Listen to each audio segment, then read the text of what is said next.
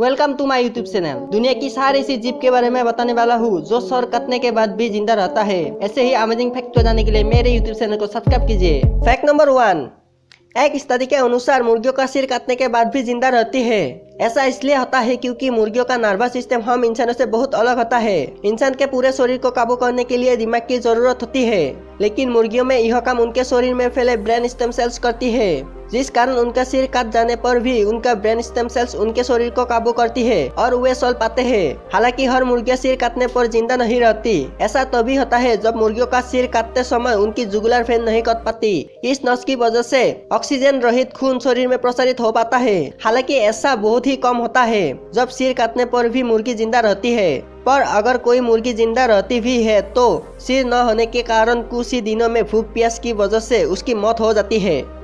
Fact number 2, अगर आप सोचते हैं कि सांप का सिर अलग कर देने से यह मर जाएगा और आप इसे जैसे चाहे पकड़ सकते हैं, तो यह आप सबकी बड़ी भूल है, क्योंकि सांप का सिर अलग कर देने के बाद भी इसका कटा हुआ सिर लगभग 1 घंटे तक हमला कर सकता है और अपना सारा जहर उस पर निकल सकता है।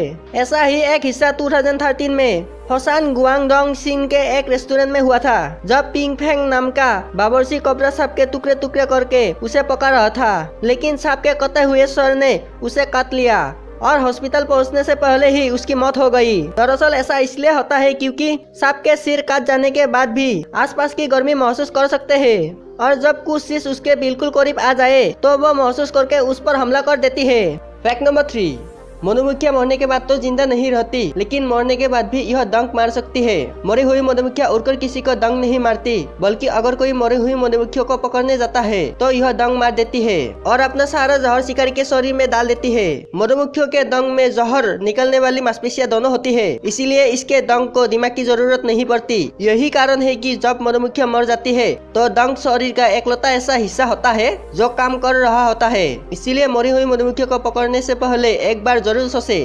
फैक्ट नंबर 4, ऑक्टोपस जापान और कोरिया जैसे एशियाई देशों में खाए जाने वाले मुख्य डिशों में से एक है, और आपने बहुत सी वीडियो भी देखे होंगे जिसमें टेबल में खाने के लिए रखे ऑक्टोपस हिल रहे होते हैं। ऐसा इसलिए होता है क्योंकि ऑक्टोपस के हर एक पैर में 40,000 के करीब न्यूरॉन्स होते हैं जो दिमाग की ही तरह काम करती है। यानी ऑक्टोपस के हर एक पैर में खुद का कंट्रोल सिस्टम होता है, जिन्हें हमेशा दिमाग की जरूरत नहीं पड़ती।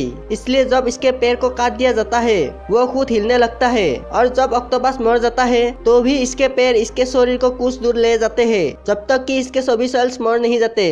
वीडियो को अच्छी लगी तो like share comment and subscribe कीजिए और बेल आइकन को भी प्रेस कर दीजिए ताकि आने वाले वीडियो का नोटिफिकेशन अब तक पहुंचे।